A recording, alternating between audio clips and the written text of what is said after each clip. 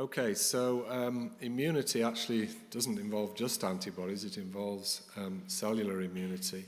And one area that is attracting a lot more attention these days is the synergies between T cells and the antibody humoral system. And we're going to hear about that today from Lewis Picker from Oregon Health and Science University.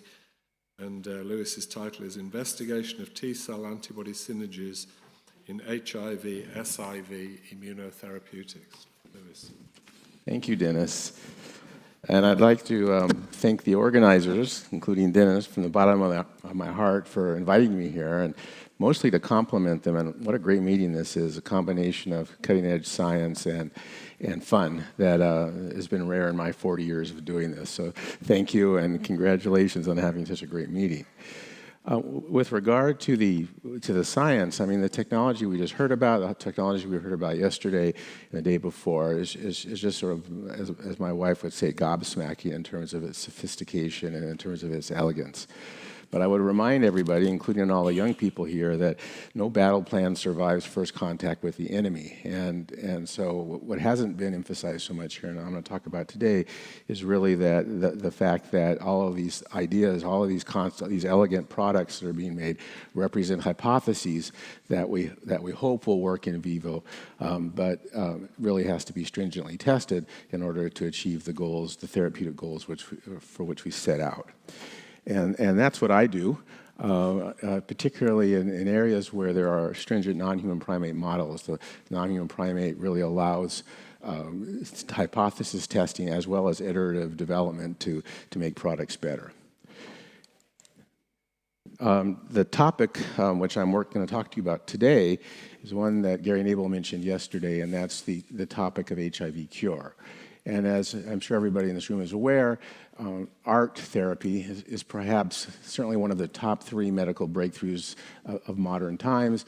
The ability to take a deadly disease such as HIV/AIDS and convert it into a treatable disease where people have essentially normal lifespans. But ART isn't perfect. Even though it prevents deaths from HIVs, what happens is an accumulation of people who are infected who have to take pills every day for life. And if they stop taking the pills, like clockwork, the infection will come back, as well as the risk of developing AIDS. Now, one of the things that has been noticed clinically is that sometimes you take people off antiretroviral therapy and they control the virus. And although this isn't a pure cure in the sense you've eliminated the virus from these people, this is a state to which we would aspire to get everybody to be able to achieve, an ability to control the virus off therapy so that they don't necessarily have to take the therapy for life.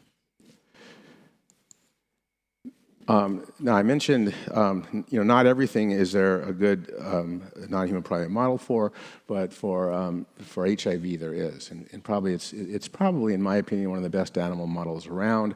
SIV, the virus that's used in monkeys, came through the same cross-species transmission route as HIV did. HIV went from pseudomangabees to chimps to humans. SIV went from pseudomangabees directly to Asian origin rhesus macaques, which don't naturally have SIV. And basically, this particular virus, which is a clonal virus, actually a bar-coded clonal virus, it really effectively recapitulates all of the immunopathogenesis of HIV infection in humans. Although it's faster and it's higher, the progression is faster, it's actually a more difficult model in many ways than HIV. But it includes things like efficient immune escape and neutralization resistance. And this is in contrast to the people who aren't in the business probably don't know this, but combined SHIV models, which are viruses that are combined HIV and SIV, are a bit wimpy when it comes to immune evasion. And so this is a much higher bar that better reflects the human disease than using a combined virus. We in collaboration with others, have developed effective ART antiretroviral therapy for SIV, and have developed well-characterized and standardized models of ART suppression, therapy, interruption, and viral rebound. So very well-characterized. We've done hundreds of animals now. We know what happens, and so we could detect if a therapy changes what happens. This particular virus is Brandon Keel developed so that it has thousands of isogenic genetic barcodes. Isogenic genetic barcodes, which basically means that you could identify by sequence different clones, even though they're functionally identical. And it allows you to monitor the clonal composition of an infection, or in this case, a rebound off of ART. So this is the model that I'm going to talk to you about today. It's a very difficult model to first of all, to cure, because the virus is spread all over the body of the monkey in relatively high levels, even if it's being suppressed by antiretroviral therapy. And when you take away the therapy, it reactivates in multiple places at once. In fact, in other studies right now, we're actually quantifying this on a systemic level, the degree of reactivation. And yes, it basically happens everywhere and simultaneously. So what about immune control of this of rebound off of antiretroviral therapy?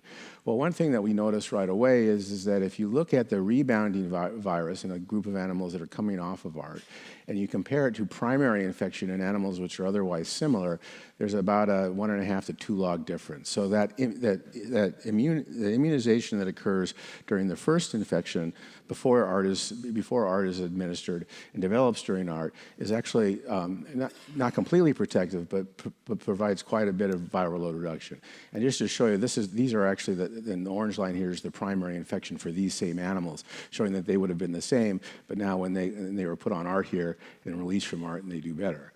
Now this difference here is T-cell mediated, and you can see that by this experiment in which anti-CD8 beta, which deletes CD8 T cells specifically, is used, and instead of seeing the controls looks like this, the CD8 depleted loses that 1.5 to 2 logs and goes back to what it looks like in primary infection.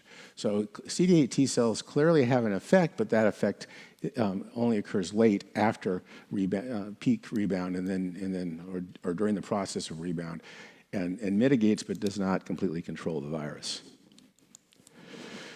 And so the hypothesis is the hypothesis in general with HIV and SIV, in which they're very immunoevasive viruses, that T cell responses come too little and too late to effectively stymie the response. And so here's the response developing, and it develops following viral load, and it controls it a bit, but it's unable to completely control it. And so the hypothesis that we wanted to investigate, and let me just point out here, in keeping with the importance of rebound dynamics, the fact that really is the timing of the dynamics that helps determine this, is there is a pretty strong correlation between time to rebound and post-ART rebound control, so post-ART set point. And what this suggests is that if the T cells have more time because of for whatever reason the animal takes longer to rebound, they tend to do better than if they have a very short time to rebound. So the concept that we're going on to approach this in terms of immune control of post-ART viremia is the concept of enhancing the immune response with therapeutic interventions that allows for an earlier intercept of the infection, so that instead of having the normal being up here, the normal will be this post-ART treatment control. So that's the hypothesis we're testing, and that's the goal. Now, you have to be careful, though, as I point out in this experiment. This is a little bit of a complicated slide, but basically this N820 here is an IL-15 agonist, very strong IL-15 agonist. It also has anti-CD20, which we do to get rid of the follicles, so the virus can't hide in the follicles. But the problem with it is that it's very strong T cell stimulating, including CD4 T cells. And when you give it directly before ART release, you can see that it actually enhances infection, and that enhancement just actually creates a bigger barrier for the immune response to overcome. So this suggests that we need a more subtle T cell stimulation to be effective, one that perhaps also independently suppresses viral spread. So we need to figure out a way to enhance immunity without blowing up the situation by activating target cells for the virus. Okay, so one of the things that has had a lot of attention in literature these days is the so-called vaccinal effect. And this is the concept that if you have neutralizing antibodies on board, therapeutic neutralizing antibodies on board, that these neutralizing antibodies not only would inhibit the virus on their own, but would actually prime for a better T cell response. And observations in humans have suggested that when you do combination therapy with neutralizing antibodies, you could see an increase in the T cell response. And then there are examples of clinical trials in which neutralizing antibodies were given to patients. And here you see the antibodies going up and down with therapy, and then they go down. And then most of the people come right back up when the antibodies get to subtherapeutic level. But there are some that continue to control the virus, and even though the antibodies have waned. And this is very rare in the absence of therapy, and this has been attributed to a vaccinal effect. And the vaccinal effect actually was first shown in monkeys with a Shiv virus. And again, it's the same sort of deal where in this experiment, 6 of 13 monkeys that were treated, when they were able to control the virus when the antibody decayed. And again, this was shown to be CD8 T cell mediated control. And so the concept is that the antibody treatment helped the T cell response be more effective. Now, the other reason that antibodies might work in this way is simply the mismatch between ART and antibody half-life. So if ART drugs basically have a 1-day half-life, it takes about 3 days for the ART to diminish to a non-effective level once it's discontinued. Antibodies obviously have a longer half-life. This is a bit optimistic for a monkey antibody, which seemed to be a little bit shorter, but nevertheless, the idea is that they would stick around longer and provide an obstacle for rebound, even as they approach subtherapeutic levels, that would allow the immune system to keep up. And Miles Davenport had modeled this and decided that just using neutralizing antibodies would lead to a similar kind of control as we saw with the T cells, with the T cell priming of ART. So the studies I'm going to talk to you about today are really testing the hypothesis where they're just giving antibodies at the time of ART release would allow for the immune response to be accelerated and therefore get ahead of the virus as opposed to the virus being ahead of the immune response in the control situation. So that's what we're trying to achieve. And fortunately, although SIV-MAC2389 is very difficult to neutralize, you rarely find neutralization in natural infection develop. Very potent neutralizing antibodies have been developed. K11 by Dennis Burton. I don't think that was me. Maybe it was, no?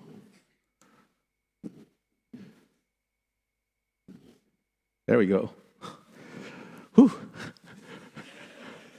I'd hate to have to draw this on a blackboard. Wrong one.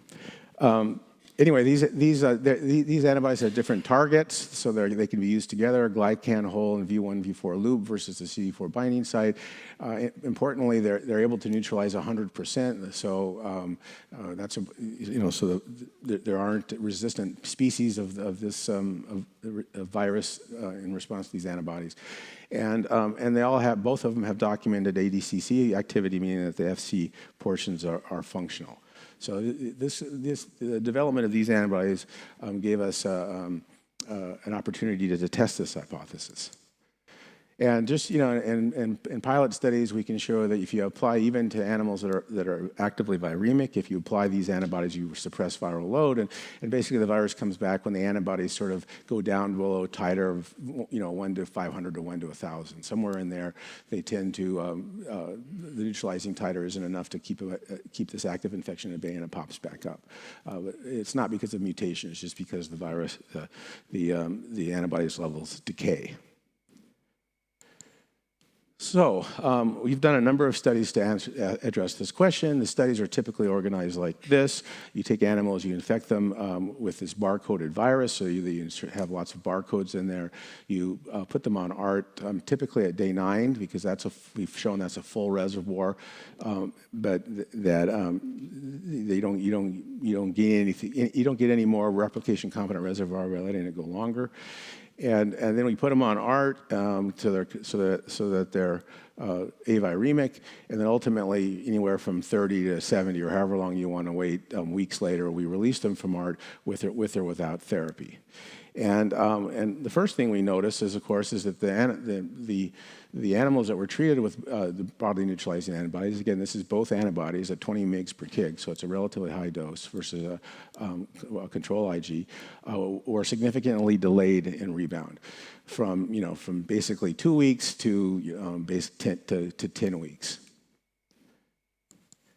And as we would expect, that when the animals rebounded, it was because the viral titers in black here have decayed to about a median titer for the day of rebound is about 1 in 600.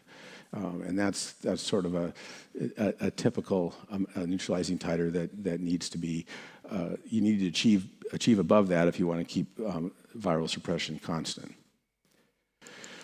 And the other thing is, I told you about these barcodes, and animals, when they rebound, they can rebound based upon the size of their active reservoir, the time they can rebound based upon, or the timing, and maybe based upon the fertility of the field and innate and adaptive restrictions to rebound. But the bottom line is that the longer they take to rebound, the fewer clones you see coming out. So if you look at the controls, here at the ones that rebound really quickly, there's lots and lots of clones. The ones that rebound really slowly, there's just a few clones. Again, this has to do with the nature of the reservoir in these animals, and this is the normal variability. And it's interesting that even though these animals rebounded much later, we saw basically the same thing. The earliest ones were tons of clones, and the latest ones were very few clones. So, the reservoir hasn't been affected here. It's just simply everything has been pushed back and delayed. But the real question is whether this had any effect on post-ART rebound. And sadly, in this experiment, it did not. So here's the viral loads that are adjusted for time of rebound, so they can be looked at the same. And you can see that this looks pretty much like this. And in fact, if you do, however you want to measure a peak plasma viral load or set point or viral area under the curve, there's no difference. And in fact, if you look at the CD8 T cell responses, and we use bronchoalveolar lavage as a way to follow an effector site, you can see that with rebound there's a boost, but there's no difference between the two groups. So it didn't seem to work in this experiment. We always like to make sure we'd like to repeat things in order to make sure that we're correct. And we did a separate study, which was almost identical to the first one, except for we waited like 72 weeks before we released from ART. Again, saw very good delay of rebound based with these neutralizing antibodies. But even though there are some animals that controlled in these two groups, they were in both groups, and again, there was no difference between post-rebound peak viral load and post-rebound set point or viral burden. Okay, so that was a bit disappointing, but we then thought, well, one of the things we've noticed in monkeys is that it's hard. In many monkeys, the immune response is so feeble that it's hard to boost. And so he said, well, to test this hypothesis further, let's try and tilt the equation a little bit towards the immune system. So one way to do that is to use monkeys which have known protective MHC1A alleles.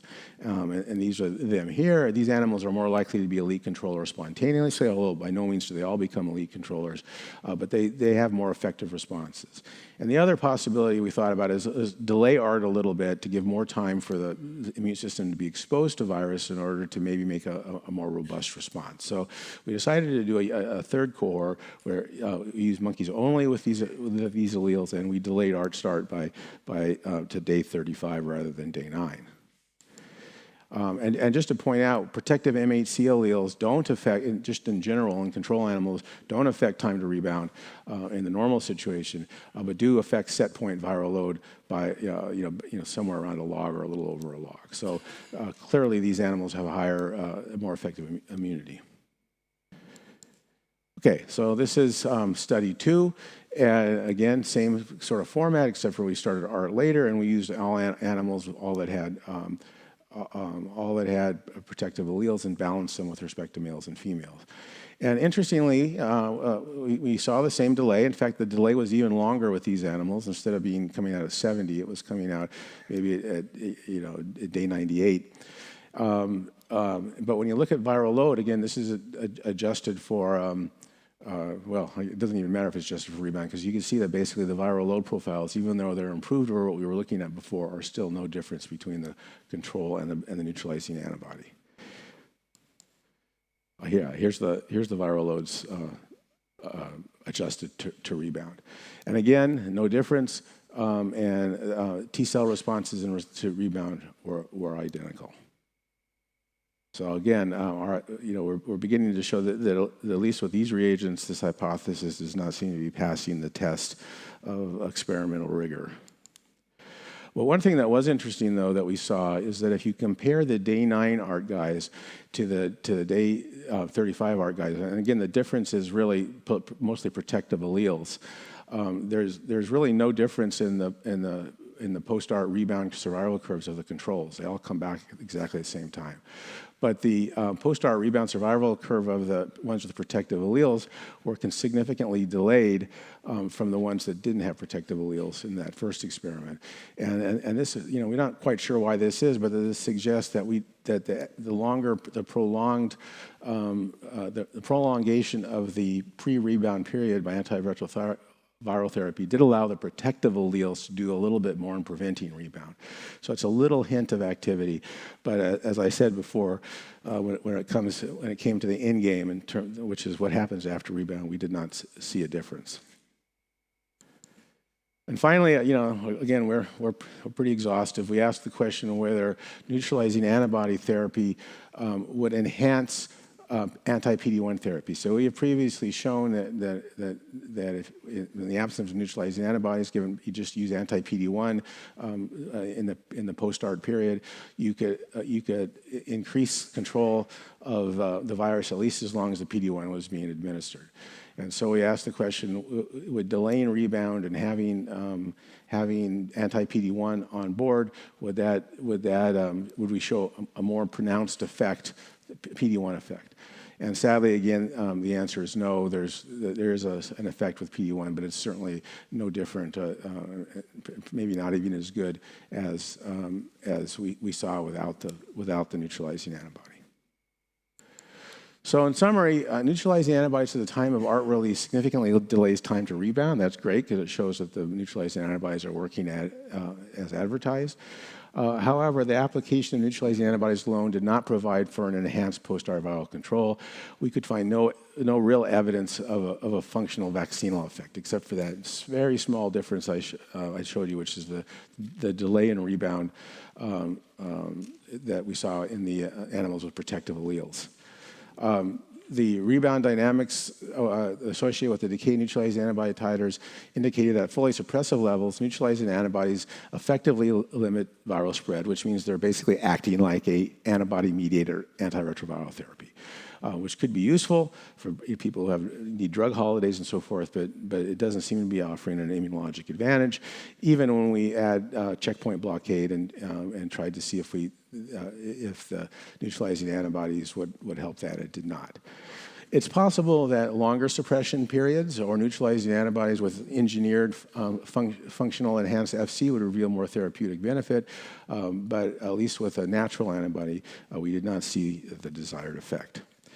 Now, we don't give up on this, and as most people, many of you know, I'm a T cell guy, and so this is a a T-cell vaccine that were given in the same exact model, and in which T-cell boosts were given during ART and prior to ART release. And interestingly enough, this T-cell vaccine, which is targeted GAG only, delayed rebound as well. It delayed rebound pretty significantly, and has resulted so far, anyway, this experiment is ongoing, was a significant reduction in post-ART viral load. So, maybe we should, again, if we're trying to do T cells, we need to be perhaps a little more aggressive with a T cell vaccine, and not count on immune complex to act as a vaccine to raise T cell responses.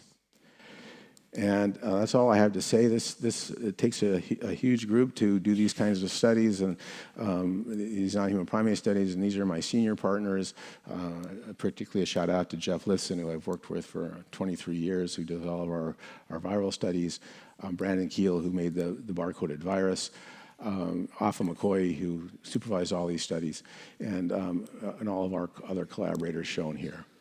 And with that, I thank you.